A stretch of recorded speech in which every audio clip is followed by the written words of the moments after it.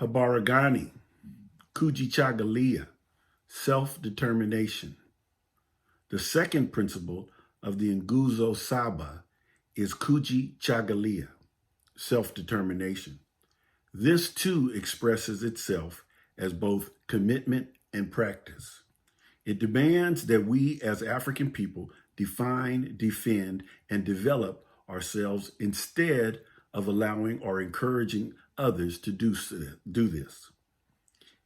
It requires that we recover lost memory and once again shape our world in our own image and interest.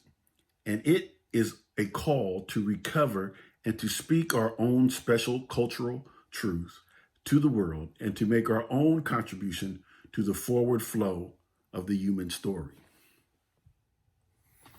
Kujichagulia. The first act of a free people is to shape its world in its own image and interest. And it is a statement about their conception of self and commitment to self-determination. Kawadi, building on the teachings of Frantz Fanon, states that each person must ask him or herself three basic questions. Who am I? Am I really who I am? And am I all I ought to be? These are questions of story and culture, not simply queries or questions about personal identity. More profoundly, they are questions of collective identity, based and born out of our stories and cultural practices. And the essential quality of the practice must be the quality of self-determination. To answer the question, who am I, correctly, then is to know and to live one's story in practice, one's culture. To answer the question, am I really who I am, is to have and employ a cultural criteria of authenticity, i.e. criteria of what is real and unreal, what is appearance and essence, what is a cultural rooted and foreign.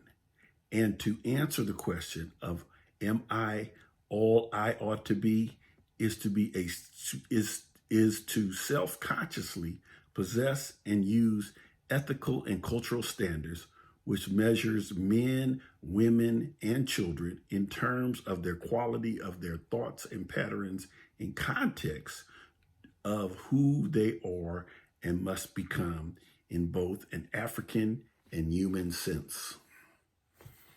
Kujichagulia. The principles of self-determination carry within it the assumption that we have both the right and responsibility to exist as a people and make our own unique contribution to the forward flow of human story. This principle shelters the assumption that as father and mother of the humanity and human civilization in the Nile Valley, we have no business playing the cultural children of the world. So it reminds us of the fact that African people introduced and developed some of the basic disciplines of human knowledge: astronomy, geometry, literature, math, medicine, ethics, advanced architecture, etc. And it urges us as a people not to surrender our story and culture identity to fit into the cultural of another.